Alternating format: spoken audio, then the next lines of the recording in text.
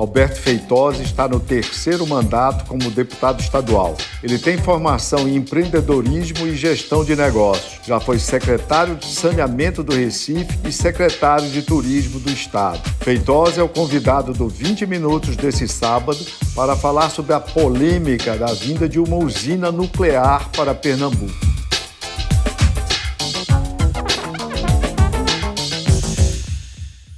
Deputado Alberto Feitosa, em plena temporada de discussões aí acaloradas sobre meio ambiente, os ativistas dessa causa estão em pânico em Pernambuco com a hipotética chegada de uma usina nuclear. A origem dessa questão, o Ministério de Minas e Energia, deflagrou os estudos para a implantação de 6 dessas usinas no Brasil e uma delas seria aqui em Pernambuco, no sertão Itacuruba. E o deputado é um grande defensor dessa ideia. Qual é a sua explicação para isso? Bom, primeiro, eu queria agradecer a oportunidade e dizer o seguinte, é exatamente a questão ambiental que deve ser levada como uma das grandes relevâncias a esse tema, porque é a forma mais limpa de geração de energia elétrica, sobretudo numa capacidade que tem uma usina nuclear. Então, se os ambientalistas querem, de fato, se preocupar com a emissão de gases poluentes, eles têm sim que começar a defender a instalação de usinas nucleares. Inclusive, um dos maiores especialistas em meio ambiente na Alemanha, ele disse que mudou de opinião depois que conheceu mais como funcionam as usinas nucleares e como ela é limpa. Imagine o seguinte, a Alemanha, inclusive, cometeu um grande erro. Ela investiu 580 bilhões de euros, desativou algumas usinas nucleares e fez esse investimento todo na matriz eólica e fotovoltaica. Só que essa matriz eólica e fotovoltaica são energias limpas, mas elas são intermitentes. Então não tem condições de sustentar todo um crescimento e toda uma indústria que existe na Alemanha. O que é que a Alemanha hoje faz? A Alemanha hoje é obrigada a comprar energia elétrica da França e da Rússia, exatamente porque não tem a matriz nuclear. E esse ambientalista diz exatamente isso, que é a energia mais limpa, sobretudo da capacidade que tem de ofertar energia a um país em pleno desenvolvido e que está em crescimento como a Alemanha. Deputado, mas o que é que pode ser dito, por exemplo, aos ambientalistas que citam os exemplos de Chernobyl, de Fukushima, no arquipélago japonês, etc., e nós não temos registro de nenhuma tragédia equivalente, por exemplo, na dimensão das plantas hidroelétricas, que, aliás, são o principal elemento da matriz energética brasileira. O que é que pode ser dito a respeito? Esse tema também fica bem patente o quanto a energia nuclear ela é segura. Vamos aos números. Toda vez que a gente discute com alguém que faz essa abordagem, eu pergunto assim, então me apresente os números. Então também tem estudos publicados em vários trabalhos na Universidade Francesa e Americana que mostra que a energia, a matriz energética que menos matou no mundo foi exatamente a matriz nuclear. Se for analisar, milhões de pessoas morrem por ano exatamente por emissão de gases tóxicos. Não existe energia mais poluente do que a que queima fóssil, petróleo. E quando você Estamos falando de termoelétricas. Termoelétrica, exatamente. É quem mais queima, é quem mais mata. Existia um acidente, inclusive, na China, que matou só numa inundação, de um rompimento de uma barragem de uma usina hidrelétrica, matou mais de 23 mil pessoas. As pessoas vêm falar de Chernobyl. Quantas pessoas morreram em Chernobyl? Comprovado, 30 pessoas. Fukushima, 13 que tiveram que entrar lá para desligar o reator. Em Triarlen não morreu ninguém. Então existe hoje no mundo 444 usinas nucleares em funcionamento, gerando energia limpa, numa máxima segurança. Os estudiosos dizem que é mais fácil cair um meteoro na cabeça de alguém do que ser atingido por uma radiação de uma usina nuclear. Esses são os números. Então, é extremamente seguro. No caso do Nordeste, deputado, onde há um peso importante da energia eólica, e da energia solar, com as placas, com as plantas fotovoltaicas e agora, inclusive, plantas fotovoltaicas flutuantes, como foi recentemente lançado e inaugurado pelo presidente Jair Bolsonaro na barragem de Sobradinho. Por que não expandir isso, que já está dando certo, energia eólica, inclusive no Nordeste, hoje tem destaque quase equiparado, ultrapassando a produção de energia hidroelétrica na região. Por que não expandir esses dois tipos de energia que são mais, digamos, consensuais, não despertam tanta reação da sociedade e por que, então, optar pela energia nuclear? E, ao mesmo tempo, já lhe deixando uma segunda questão, qual é o significado econômico? Qual é o impacto, por exemplo, que ocorreria em Itacuruba com a implantação dessa usina? A pergunta também é Itacuruba e região, né? A região toda ali, né? A região do Itaparica. Porque Itacuruba é um município pequeno. A pergunta é muito boa. Primeiro, voltamos à Alemanha. O que é que a Alemanha fez? Desativou 4 usinas nucleares. Depois dos acidentes que nós já comentamos aqui. Depois de Fukushima. Que aí vale a pena até depois fazer um comentário sobre Fukushima. Ela desativou e investiu 580 bilhões, eu já dei esse número, né, de euros. A Alemanha pode fazer isso, em energia eólica e fotovoltaica. Só que a energia eólica e fotovoltaica ela é intermitente. A Dilma quis estocar vento e não conseguiu essa tecnologia. Então, num país em pleno desenvolvimento, um país desenvolvido, ela precisa ter a continuidade da oferta de energia. O que é que acontece aqui no Nordeste do Brasil e no Brasil como um todo? Quando chega no verão, nós vamos para a tarifa vermelha, que é uma tarifa mais cara. Quem paga a conta de energia em casa sabe disso. Por quê? Porque a oferta, lógico, ela é mais limpa, mas para você expandir tudo aquilo ali, mesmo assim você ficaria à mercê da vontade da natureza. Se tiver um dia com pouco sol, cai a capacidade de geração de energia fotovoltaica. Se tiver... Na média são 6 horas por dia. Por dia, enquanto que a usina e a eólica também. Então, são energias que elas por si só não se sustentam. Nós não defendemos que seja desativado isso, pelo contrário.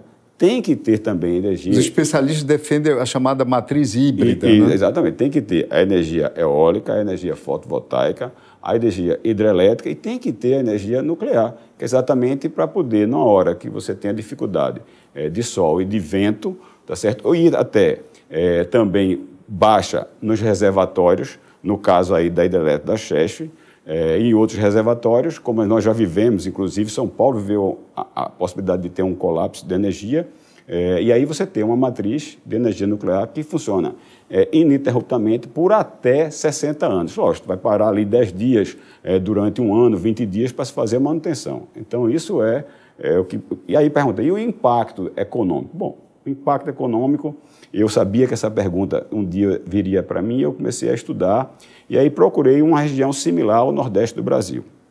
Há um instituto nos Estados Unidos que estudou o que aconteceu no estado do Arizona, numa cidade chamada Maricopa. O que é que aconteceu lá? Se instalou lá uma usina nuclear com uma capacidade menor do que pode ser instalada em Itacuruba. E eles calculam que, por ano, isso vai dar um resultado econômico. Não estamos falando ainda da geração e da venda de energia, mas só do incremento de negócios lá, entre salários, entre hotéis, bares, restaurantes, toda uma atividade econômica daquela região, eles vão ter um resultado em torno de 6 bilhões e meio de reais. Então, imagine o que é isso. Fora, mas eu calculo que só de ICMS o estado de Pernambuco pode arrecadar por ano cerca de 800 milhões de reais. E Itacuruba possa arrecadar de ISS cerca de 160 milhões de reais. Isso a gente está falando só em termos de números e de impacto na economia. Agora, imagine a revolução que vai ser feita do ponto de vista social, do conhecimento. Então, ele calcula que na obra vai ter em torno de 15 mil pessoas. Vamos calcular que essas pessoas vão receber em torno de 5 mil reais, salário médio. Então, imagine o que são 15 mil pessoas morando naquela região, Floresta, Itacuruba, Belém de São Francisco, enfim, naquela região ali do entorno, ganhando um salário desse, adquirindo imóveis, pagando IPTU, consumindo energia elétrica, consumindo nos supermercados. Então, vai ser uma revolução total. Como também a gente pode pegar parte desse recurso e tem que investir na qualificação de mão de obra para que essas pessoas... Mas, deputado, para que essas coisas venham a ocorrer, é preciso que esses estudos do Ministério de Minas e Energia sejam concluídos. Eu queria saber o seguinte, com o conhecimento, né, o acompanhamento que o deputado tem feito dessa questão, a quantas anda, em que pontos se encontram esses estudos do Ministério de Minas e Energia e qual a probabilidade de fato, isso vir a acontecer, ou seja, a construção dessas 6 usinas nucleares, uma delas sendo em Pernambuco. Mas o deputado Alberto Feitosa vai responder essa questão no próximo bloco. Fique com a gente.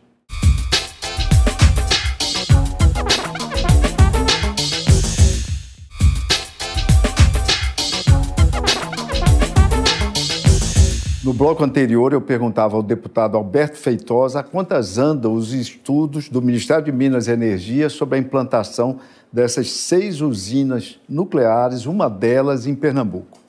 Bom, o governo federal, de fato, está decidido. No dia 30 de setembro, numa segunda-feira, publicou, inclusive, um comitê com membros do Ministério de Meio Ambiente. Veja como a questão do meio ambiente é fundamental. Com o Ministério de Minas e Energias, o Ministério, o GSI, do Gabinete da Presidência, né, que é o Gabinete de Segurança Institucional, e também do Ministério de Ciência, Tecnologia e Comunicações. E a questão de Itacuruba, ela já vem desde 2010. É preciso a gente voltar um pouco. Eduardo Campos, inclusive, em fevereiro de 2011, ele anuncia para a mídia, através até do Jornal do Comércio, dizendo assim, Eduardo vence a guerra, a batalha com Jacques Wagner para instalar em Pernambuco, em Itacuruba, a usina nuclear. Por quê? Pernambuco disputou com a Bahia. Pernambuco disputou com a Bahia. A Bahia já disse que quer, a Alagoas já disse que quer, ou seja, se tiver a questão do alarmismo, se não acontecer, se não for em Pernambuco, todas essas vantagens econômicas, logicamente que isso vai para a região, mas todas as vantagens econômicas que são geradas sob o ponto de tributo vai para Alagoas ou para a Bahia, que é só atravessar o São Francisco. Os impactos de qualquer acidente que possa vir a ter, que eu acho que tem muito alarmismo, né? Pelos números que nós já discorremos agora, é muito... Eu diria até que a probabilidade, dizem os matemáticos, que é 10 a menos 7. Para quem está vendo, você bota um 0, aí bota 7 zeros, depois do 7º zero você bota 1. Então essa é a probabilidade de um acidente numa usina nuclear. E eu digo sempre o seguinte, isso aí o governo federal está decidido, inclusive tem agenda marcada com o governador Paulo Câmara, onde vai vir o presidente da Eletronuclear, Eletrobras, para fazer algumas tratativas, fazer alguns acordos. Só depende agora, no meu entender, do governo de Pernambuco. Deixa eu fazer uma pergunta, deputado. Um tema como esse, polêmico, né, que assusta, ou pelo menos preocupa as pessoas, qual é a posição da comunidade de Itacuruba? Itacuruba, lembrando, é um município traumatizado, foi deslocado territorialmente para a construção do Lago de Sobradinho, há populações há quilombolas lá, há 2 tribos indígenas que ainda não tiveram sequer seu território demarcado, ou seja, um cenário, digamos, repetindo a expressão que eu utilizei antes, traumatizado. A população local, qual é a receptividade? Vereadores, prefeitos, como é que eles estão vendo essa hipótese da chegada da usina nuclear? Bom, essa pergunta também é muito boa. Para que nós possamos exatamente instalar uma usina nuclear em qualquer comunidade, é preciso fazer audiências públicas, não só a nível estadual, como também a nível local lá no município de Itacuruba. O que é que se tem hoje? Se tem lá uma população que recebe uma gama de informações, que eu digo até de um ativismo irresponsável, que aborda o tema de forma alarmista e até sensacionalista. Então, essas são as informações. Quando a gente levar para as pessoas, primeiro, a segurança que tem. Nós fizemos recentemente uma visita, os deputados, ao Centro Regional de Ciências Nucleares do Nordeste, e um deputado fez uma pergunta ao professor Carlos Breiner. Professor, e a bomba atômica? Ele riu e disse, deputado, a bomba atômica não tem nada a ver com a usina nuclear. Para se fazer uma bomba atômica, até um aluno de 1º ano de física, ele faz em casa, só precisa ter uma centrífuga. Então, não tem nada a ver. Então, as pessoas, a primeira coisa que colocam é uma bomba atômica de frente. É a mesma coisa de você querer acabar o aeroporto do Recife, porque você pode decolar ali e o avião pode cair e você vai morrer com toda a família. Então, existe, eu acho, uma desinformação muito grande ou então uma informação que é passada de forma errônea para a população de Itacuruba. Quando a população de Itacuruba começar a refletir sobre o que nós propusemos, inclusive, numa indicação na Assembleia Legislativa, de que criar um fundo de garantia social, como fez a Dinamarca, com a exploração de petróleo, pensando nas novas gerações, onde cada cidadão itacarubense ou da região que vai ser atingida vai receber um fator da energia que é ali gerada para benefício dele ou para o terceiro, para usar em saúde ou educação, ou então até para fins de previdência social. Na hora que ele pensar que o filho dele, que hoje está ali lutando para poder, na cultura da caprinovinocultura, lutando ali para plantar um arroz, lutando ali naquela seca, muitas das vezes ele vendo os filhos terem que fazer como retirantes, né? Ir para São Paulo, ou vir para cá, para a capital, para esse adensamento que é as grandes cidades no Brasil, ele vai dizer assim, olha, vai haver o contrário, meu filho pode, ali pertinho de Belém de São Francisco, se formar em engenheiro elétrico, em químico, pode ser médico, porque é obrigado num lugar desse ter uma... Então ele vai ver, a vida dele pode mudar. Será que já disseram isso à população de Itacuruba? Ele vai ver ali o comércio explodir, que ele vai ver a possibilidade de emprego chegar para todo mundo, que ele vai ver a possibilidade, por exemplo, um equipamento desse vai gerar cerca de 6 mil empregos. A cada emprego gerado diretamente na usina, ele gera 2 vezes lá fora, ou seja, a gente está falando em termos de 18, 9 mil empregos. Pessoas com a média salarial de 10 mil reais que trabalham na usina. Isso vai dar um impacto por ano aí de quase 1,5 bilhão na economia, só de salário que vai ser gasto lá. Então, já passaram isso para aquelas pessoas daquela região. Eu acho que quando for passar, isso vai dar um impacto muito grande. O prefeito, falou do prefeito, o prefeito tem uma frase que eu até coloquei no artigo meu, ele disse, oxê, isso vai ser tirar as pessoas da fila do Bolsa Família.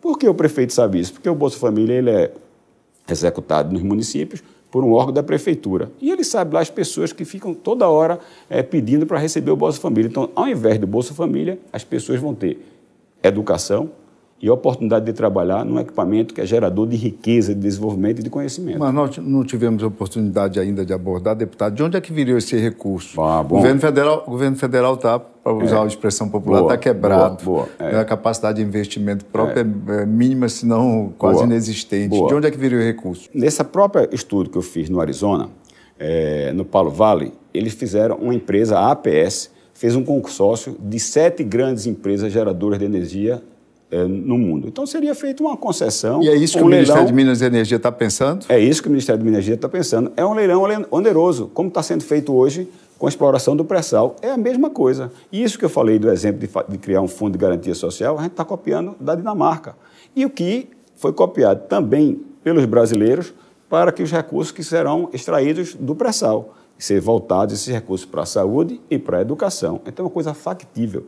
Eu, como pernambucano, se eu estivesse no lugar do governador, eu já teria decidido. E eu acho que o governador vai decidir por aí. O governador tem nível superior, concursado do Tribunal de Contas, foi secretário da Fazenda, secretário de Turismo, secretário de Administração. Ele sabe muito bem a oportunidade. A gente assistiu agora, teve uma matéria recentemente no Jornal do Comércio, mostrando os efeitos do desenvolvimento sociocultural, econômico de Goiânia e da região por conta da fábrica da Fiat. Lá, as pessoas tiveram a sua renda per capita, em Goiânia, quintuplicada. A participação do PIB da fábrica da Fiat e daquele desenvolvimento ali para a economia de Pernambuco dobrou. Era de 2,3, agora vai 5,7, se eu não estou enganado, quase que triplicou para a economia. Então, qual é o governante que vai abrir mão disso? O que a gente tem que ter é coragem de enfrentar e dizer às pessoas a verdade e não ficar até monotemática, algumas pessoas com relação é perigoso, é perigoso, é perigoso. Qual é a receptividade ao tema entre os seus colegas da Assembleia Legislativa? Olha, há uma legislação estadual proibindo, vetando? Vai precisar ser alterado. Precisaria ser alterado. Eu já apresentei uma PEC, que é um projeto de emenda à Constituição, que recebeu o número 09/2019, estabelecendo exatamente a possibilidade de estudos para fomentar a geração de energias, tá certo, com matrizes nucleares. Eu já apresentei. Eu diria que hoje é meio a meio. Por isso que nós vamos avançar nisso aí, vamos conhecer Angra 1 e Angra 2, conversar, inclusive nessa visita de Angra 1 e Angra 2, nós vamos conversar também com o prefeito local, os efeitos de Angra 1 e Angra 2 e as obras de Angra 3 para a prefeitura. Vamos levar... essa é a referência concreta no caso brasileiro. Vamos levar o prefeito, os vereadores da cidade de Itacuruba e de Floresta. Já chamei o prefeito de Floresta também. Ele disse que ia ver se conseguiria ir. O prefeito de Itacuruba já confirmou.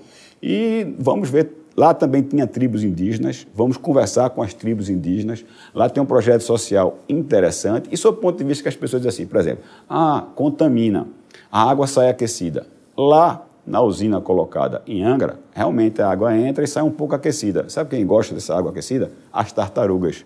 Então, lá tem uma concentração enorme de tartaruga exatamente pela mudança da temperatura da água ali do mar. Então, eu acho que quando a população de Itacuruba, a população pernambucana, tomar conhecimento de tudo isso e souber que a Bahia quer, que a Alagoas quer, e até Minas Gerais, que o mineiro é silencioso, né? Mas até Minas Gerais já disse, opa, eu também quero essa possibilidade de concorrer. Então, eu acho que a gente tem que tomar a frente e torcer para que isso, de fato, aconteça para Pernambuco. Deputado Alberto Feitosa, muito obrigado por conversar com a gente. Obrigado a você que nos assistiu. Envie suas sugestões e até semana que vem com mais um 20 Minutos. Obrigado, deputado. Obrigado. Obrigado pela presença aqui e por conversar conosco.